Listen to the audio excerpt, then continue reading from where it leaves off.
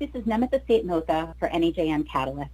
I am speaking today with Dr. Michael Anderson, the president of UCSF Benioff Children's Hospital and professor and vice chair for Children's Health, Department of Pediatrics at the UCSF School of Medicine. Today, we will be discussing the important topic of the pandemic and its impact on children. And in addition to the clinical issues, we will also take a really critical look at the wider view on the myriad ways that the pandemic is impacting the health of children all over the world, and focus on what healthcare executives and clinical leaders, whether they are directly focused on this population or not, should be thinking about to not only address the immediate issues, as well as mitigate the growing list of potential long-term adverse consequences of the pandemic on these younger generations. Thank you for joining us today, Mike.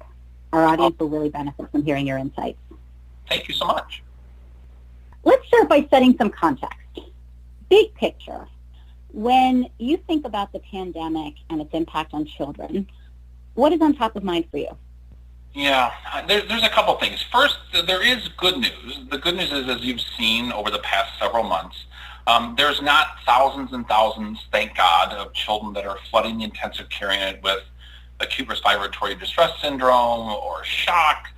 So the good news is, and I think we're sort of delineating, it's probably due to the ACE2 receptor, maybe it's due to different physiologic concerns. The good news is on a large scale, there's not thousands and thousands of kids that are becoming critically ill and, thank God, dying. However, and I'm so appreciative to you doing this podcast, there are real concerns about children. One being this multi-system inflammatory syndrome in children, so-called MIS-C. It's only 500, give or take, kids that we've identified across the nation, but boy, these kids have become really sick, and there's a certain percentage that have coronary aneurysms that are going to need to be followed up on. So one is there is indeed a disease that children get from COVID. Number two is that there are significant public health concerns about how this pandemic is affecting children.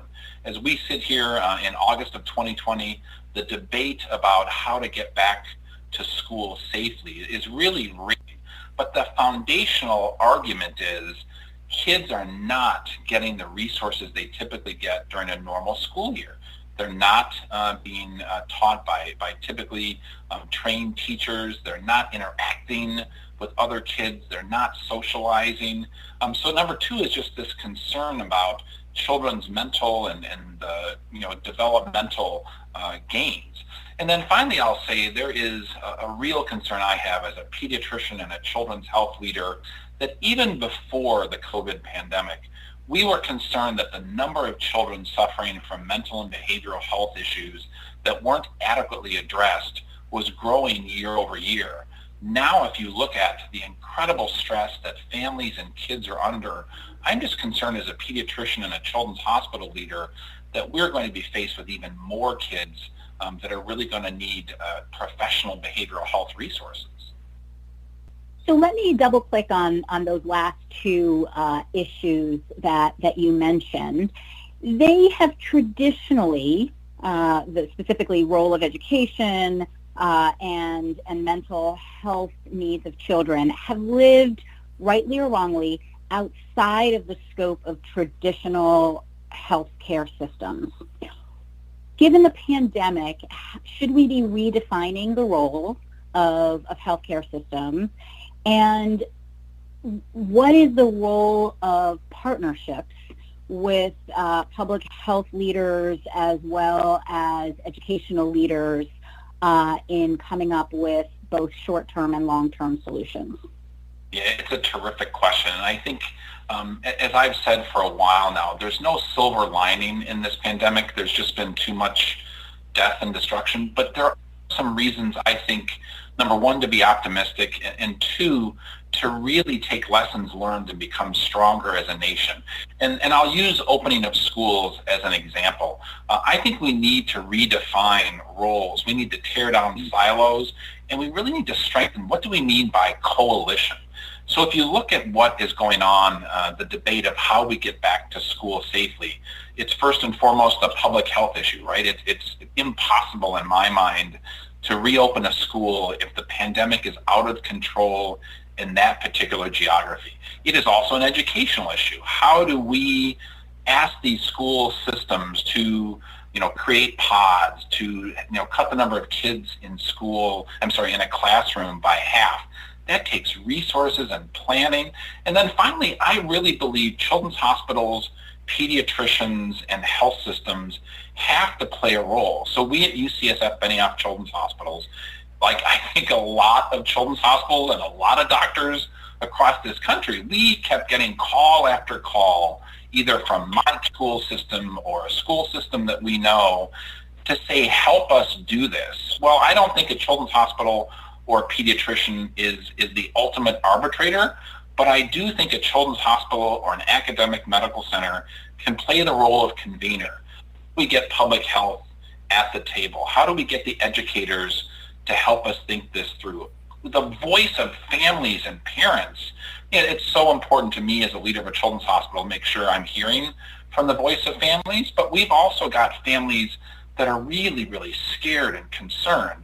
So I think there will be much more strength in this notion of coalitions. And I think what us and other institutions across the country are doing, trying to help its community come to grips with, how do we open schools safely?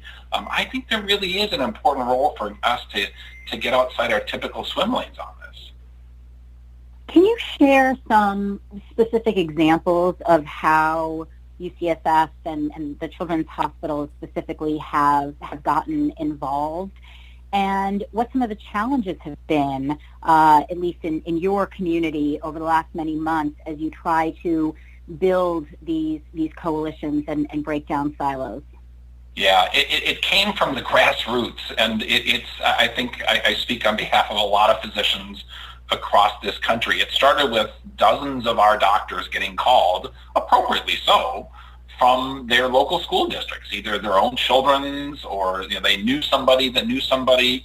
And what we tried to do is really coalesce this under an umbrella. I don't think it's up to a children's hospital to say, green light, go forward with in class. But I do think the important role of an academic medical center is to try and decipher all of the incoming data. I mean, not a week goes by where there's not a new study. Like last week, it was from Lurie Children's on the nasopharyngeal viral load of children. There's a case report now out of Georgia of a camp having to close because certain restrictions like masks weren't used. So what we've done is assemble experts from infection control, community medicine, adolescent medicine, and really done a number of things. We have a number of webinars. We had 700 people on this webinar yesterday, from schools and from school districts and from teachers. We are trying to play the role of convener and also trying to help people who are not medically trained decipher all of this incoming data. How do you make sense of it? I will say there is a bright spot. It's amazing how quickly things are getting published, right? That case reports are coming out, learning really, really quickly as an organized medical community. And it's actually international. This work on MASC, which Dr. Adrienne Randolph at Harvard has led, is truly international. So I think UCSF has stepped up. I think, once again, this notion of coalition building is so important. Completely agreed. I am going to push you to name some challenges.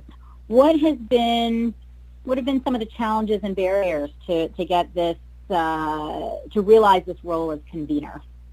Yeah, it is the nuance that we're going to have to iterate these recommendations. And I think the CDC is feeling it at the national level. I think we're feeling it at the regional level. We can come up with safe guidance for what does a socially distanced classroom look like, and what does screening look like, and how do we address this? I think one of the biggest challenges is that this is probably going to change with time, right? As we learn more in this information overload sharing time, we're probably going to have to modify things. And I think that can be very frustrating to school districts or to parents that just want an answer. The second really big challenge, and it's not just a challenge for the Children's Hospital or the Academic Medical Center, we're in such a resource-constrained time. It's been called the fiscal scorched earth that we're all emerging into because of the pandemic. So many of the recommendations that we as public health leaders would just think, well, of course you have to do that. Like, you've got to close the gym and make it a classroom, and you've got to double the number of teachers because you're going to cut the classroom size in half. I think a really big challenge is the fiscal reality of how do we do that. And there are affluent school districts that will still be challenged, but they can get it done. And then there's other school districts that are just on a good day having such huge challenges. So how do we as a nation and we as a coalition saying kids are really so important, how do we overcome the financial barrier? That's a really big one. Yeah, and I completely agree, and I appreciate you naming and owning that tension and the fact that we're going to need to make some difficult decisions and trade-offs under the umbrella of that very real trade-off that will have to be made. Let me end on a positive note. Is there a success story or a recent win that you can share with our audience from the last many months? So back to multi-system inflammatory syndrome in children, MISC. And I've been a pediatric intensive care doc for decades now. The rapidity with which we went from a couple of case reports in the UK and Italy to an international coalition of people coming together to a case definition to now trials of what is the best way to treat it, that's a win. That's a win because the academic community came together. I also want to just call out my friends and colleagues in the federal government and at Harvard, Dr. Adrian Randolph, Dr. Jeff Burns. We have gone from 0 to 100 miles an hour knowing more about this disease and trying to coalesce around best therapy like I've never seen. This is a brand new disease. It kind of looks like Kawasaki's, but it's different. And to see the rapidity and the collaboration between our European colleagues, the academics, the federal government, I'm just so proud to be a part of this community because I think we've really risen to the occasion. Mike, thank you so much for sharing your insights and for speaking with NEJM Catalyst this afternoon. My pleasure.